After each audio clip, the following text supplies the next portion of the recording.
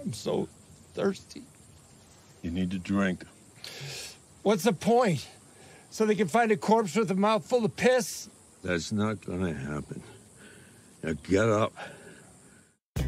Hey guys, Kiwi here. In this video, I'll be breaking down and discussing Season 5, Episode 8 of Better Call Saul, Bagman. Huge warning of spoilers, and let's jump into it. So this was an amazing episode, outstanding even. This might be the best episode of the show. If you said this was your favorite episode, I might agree. So much in this episode was unexpected. It took such a hard left turn, more than I ever could have thought. I have never been that worked up for an episode of Better Call Saul before, and just wanting to talk about it again, it gets me excited. It's been a long time since I've been that worked up watching a TV show or a movie in general. So, was episode 508 the best episode ever? I can say with confidence that season 5 now tops season 3, at least in my opinion. I was already kind of leaning towards it taking the #1 spot for best season, but after episode 8, it's a done deal. So, let's start off. Kim told Jimmy to not go with the Bagman deal, but he already agreed to it before he told her it was a done deal, and that hug at the end of that scene is just so heartbreaking. And actually, Jimmy should get paid a lot more than $100K after what he had to go through this episode. How much do you guys think that Jimmy should get paid for what he did? Everything in this episode felt so realistic, and you really felt bad for the characters. They were in such a rough spot, really on their final stretch this entire episode, and the episode doesn't waste any time showing that. From the moment that the vehicles rolled up on Saul, you knew that shit was going to hit the fan. This is one situation that Saul couldn't talk his way out of. As the first grunt tells the other to kill Jimmy with the gold pistol, I was flinching as if I was Jimmy. And the camera angle of the guy holding the gold pistol about to shoot Saul is similar to the camera angle of Walt holding the pistol in the first episode of Breaking Bad.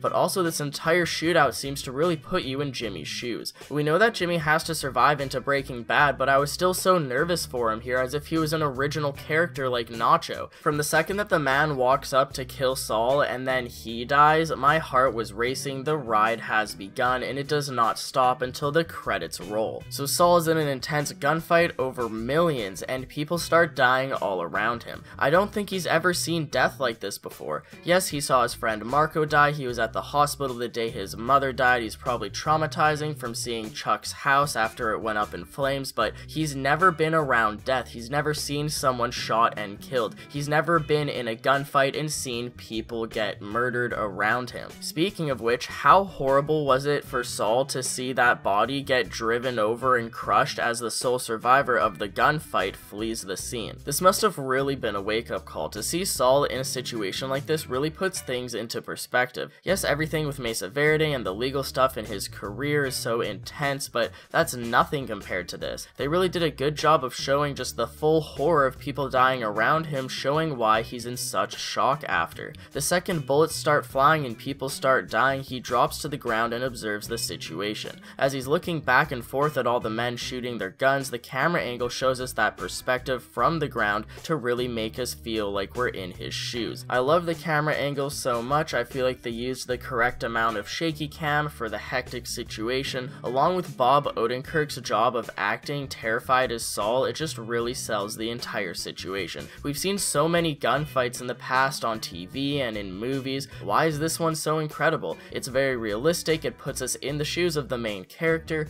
It's shocking, surprising, and incredibly well done overall. I could sit here and gush about this scene and, well, just this episode in general until I'm blue in the face, but let's not try and be here all day. I love how at one moment Saul tries to pick up a gun, but it's already emptied, and then when he starts moving around and he thinks that everyone's dead, there's still one or two left, but then they get sniped out as well. Now, considering that the blind assailant was a sniper, I should have been able to figure out who it was, but up until the moment that we heard his voice, I had no clue. I was genuinely just along for the ride the entire episode. So it was Mike. He walks up to execute someone, and Saul is still scared shitless, curled up against the side of his vehicle. I don't blame him. And then Mike walks up and checks on him. Now, I really put myself in Saul's shoes in this situation. I feel like a broken record saying that, but I really feel for him here. The way that they show Saul being in shock is amazingly believable, and it keeps you in the moment. How everything in this episode just keeps you in the moment, honestly. And it was amazing reveal showing that Mike had saved his life, and it makes sense that Gus would have Mike make sure that everything goes down smoothly. Mike's vehicle is shot, so they take Saul's. Everyone in the comments for previous videos, everyone was freaking out over the fact that Jimmy had to take his Suzuki Esteem 30 miles back and forth down a dirt road. They were just saying that the car wouldn't make it. I was agreeing with you guys, and well, maybe it could have been possible if the car didn't get shot up as well, but as Mike says, the alternator was shot literally, which was just hilarious, especially considering his expression. Get out.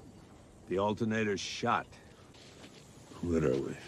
So they push Saul's car off a cliff, and at first you think maybe Saul isn't okay with it, but he just goes to try and grab his water bottle present from Kim. We see that there's a bullet hole through it, showing that the one thing he cared about was shot. This is also shown in a promo trailer before season 5 even came out, so it was a moment of realization, at least for me, as to why they were promoting it. Jimmy doesn't seem too torn up about having to push his vehicle in the ditch, because it seems like he already came to the conclusion that it was a trashed vehicle after poking at the bullet hole while Mike was driving. It's also a nice touch showing that Mike grabbed Saul's gas cap, signifying that he had a tracker inside of it, just like back in season 3 when Mike was finding out who Gus originally was. So they trek into the desert with Saul carrying the money bags, and just the entire episode I really felt so bad for Saul carrying the money. From the second that the cousins put the money in his hands at the beginning of the episode, you really get a feel for how heavy they are. You know, the Salamanca twins can carry it fine, but Saul can barely keep himself up while he sort of waddles back to his car with the money, so then when he has to carry it all the way throughout the desert, it's just awful. And apparently the actor Bob Odenkirk heavily suggested that they put 50-pound weights in both of the bags, and apparently this episode took around 17 days to film, so Bob Odenkirk was walking around with a 50-pound weight in each duffel bag for 17 days. Saul makes a funny joke about $1,000 bills, but then they see the sole survivor of the shootout searching the dirt road. Mike realized that they'll have to walk further away, and this is where the real journey begins. I was not expecting a full Mike and Saul episode to happen when I was watching this episode. I wasn't expecting to see Mike at all in this episode, let alone play a significant role, and I wasn't expecting to see a huge Jimmy and Mike episode this season at all. Mike has played a minor role this season, I'd like to say, even though he is my favorite character from Breaking Bad, and even when we do see Mike in Better Call Saul, he's usually refraining himself, kind of not doing anything too crazy, but we get to see him front and center in full badass mode with Jimmy alongside him for possibly the best episode of the entire show. It's just amazing. These are the two original characters from Breaking Bad that started it all in season 1, and it's so fitting that Vince Gilligan directs them in what might be the best episode ever. The chemistry between these two characters has always been some of my favorite. Whenever they're in scenes together, my eyes are glued to the screen. Normally Mike is quick to get away from Jimmy as their mood energies are bipolar opposites, but in this episode he's stuck with him. There's also an interesting shot of a time lapse across the desert, but with Mike and Jimmy walking in real time. Just watch how the clouds and shadows speed up as they walk regularly. I think this is really interesting to have the characters walk at regular speed throughout a sped up time lapse, and if they've ever done this in the past, let me know. So as Mike fashions together a humidity trap or something to get more water overnight, he tells Saul that he shouldn't waste his water. Flashback to the beginning of the episode when Saul wasted water rubbing dirt off of his shoes waiting for the cousins. It was incredibly painful seeing him do that on the second watch through, knowing the situation he was going to get in throughout the episode. Also, quick discussion on the cousins. They were amazing this episode. They only showed up for as long as they needed to, and if I recall correctly, I don't even think that they spoke a single line of dialogue, but I'm not really surprised. I'm not sure what gang it was that tried to kill Saul for his money, whoever was running that car shop, whoever was working there, or at least he knows the person. Not sure if we'll ever find out who that is, or if it's just meant to be a no-name gang that will possibly pay in a future episode. It's a bit ridiculous how Lalo warned Saul about his cousins making noise and people noticing when they had already done so earlier in the episode, causing that guy to call the hit on the money in the first place. And I would have thought that the cousins just drove back before Saul, right? So if someone was following the cousins and saw them driving out into the desert for some reason, they know they have the money, they'll most likely just wait wait until they come back and then follow the car behind them that they met. And that's exactly what happened, right? So I think that Lalo and the Salamancas are kind of stupid for not realizing that this could happen, as the cousins were already being followed before they even went out to the desert to meet Saul. That made this whole meeting in the desert completely irrelevant, which is just awful considering that Saul and Mike get stuck out there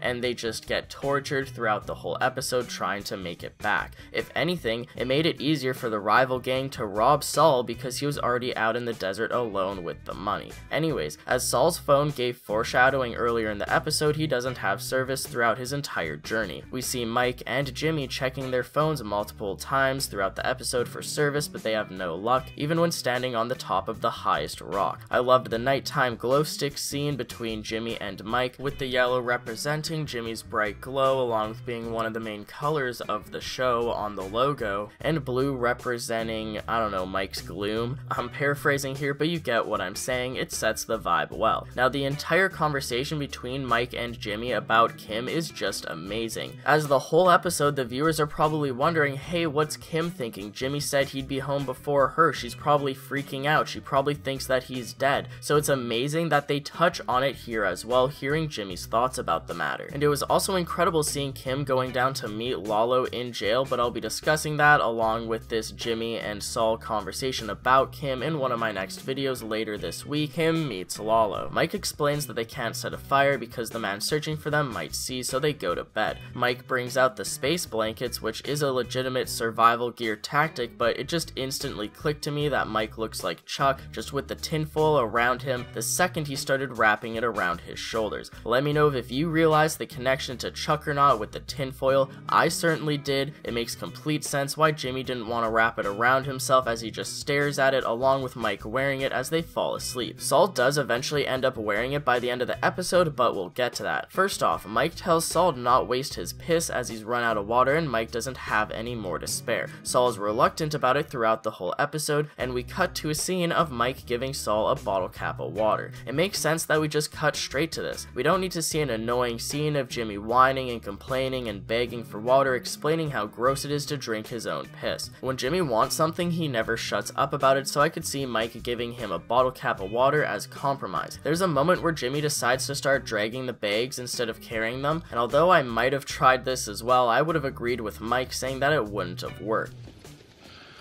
It's not gonna work. This is gonna work.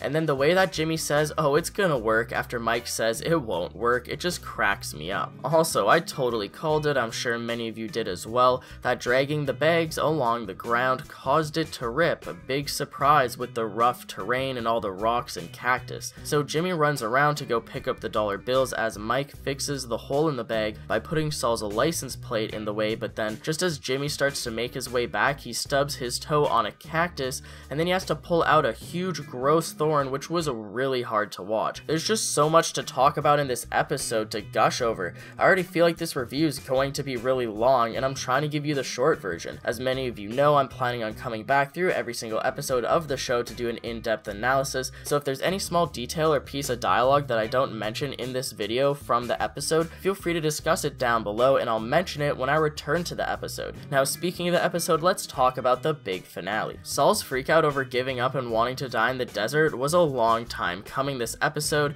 and it is kind of cliche, but it was done in such a realistic way and I believed it. It was a really good scene, especially listening to Mike monologue over why he keeps going. This is yet another topic to make an entire video about, but what he tells Jimmy is really sad to hear thinking about his fate in Breaking Bad. So they make their way back to the road, but just as they do so, they see the sole survivor grid searching the area. Mike says that they'll have to wait him out again, but Jimmy knows that he's not going to survive that. Well, he might, but he doesn't want to have to go through any more torture and wait. He either wants to be done hiding or he wants to give up and die. And I encourage you to go and watch this scene again, not just because of how amazing it is, but also pay attention to the music as it slowly builds up tension with Saul walking out to the road, along with Mike readying his sniper rifle to take out the driver. The way that Saul uses himself as bait here is incredible. I love the way that Saul walks out to the road telling Mike to get his sniper ready. The way that Saul is just so beaten up wearing his space jacket truly literally on his last legs, ready to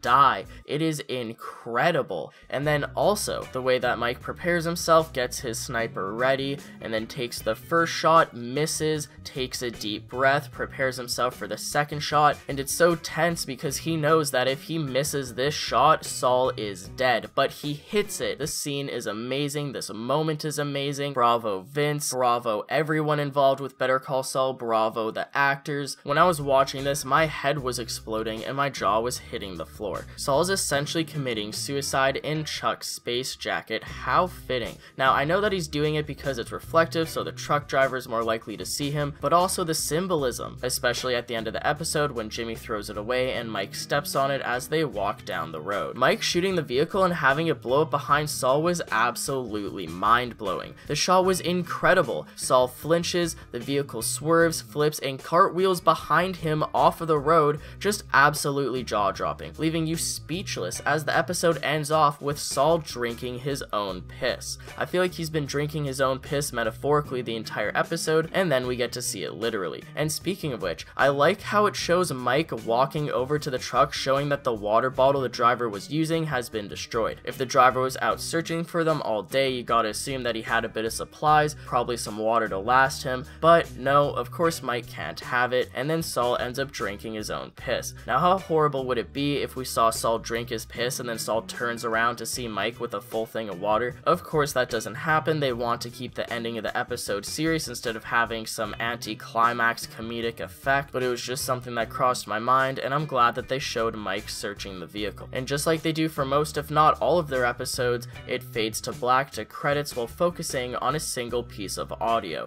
This time, it's Saul and Mike walking down the road. So there you have it, Season 5, Episode 8, Bagman, possibly the best episode of Better Call Saul, along with one of the best episodes of the Breaking Bad universe in general. This episode felt like its own mini-movie. This episode was the Battle of the Bastards for Better Call Saul. At least that's how it made me feel. Any of you that have seen Game of Thrones Season 6 will know what I'm talking about. So there's still 2 episodes for Season 5 Better Call Saul left, but that episode felt like the penultimate episode. Let me know what you guys thought about episode 508 down below, and I'll see you in my next review. Check out all my previous reviews for season 5 if you haven't yet already. I'm uploading them consistently as I've been catching up. It seems like a lot of you guys missed out on the last episode 4 review, so I'd appreciate some love on that, but also I have a full playlist on the channel to check out if you want to see all of them. I just updated my playlist recently, so keep that in mind. And holy crap, how is this review like 20 minutes long? I wanted this to be a short review recap. Oh my gosh, this episode. Hopefully it was a great video. I'd appreciate a like on the video if you've enjoyed anything I've said today or anything that you've seen. And if you're new here or you haven't yet already, subscribe and hit that bell notification for updates on whenever I post more content on Better Call Saul. As always, I thank you guys all so much for watching, and until next time, I'll talk to you guys later. Peace out. So $100K for a little drive through the desert, huh? That's the price. You're going to pick up $7 million of cartel money? I don't like this. I don't want you to do it. Kim, listen, I swear, okay? I'll be fine. Abogado! Abogado! Enemigo del cartel!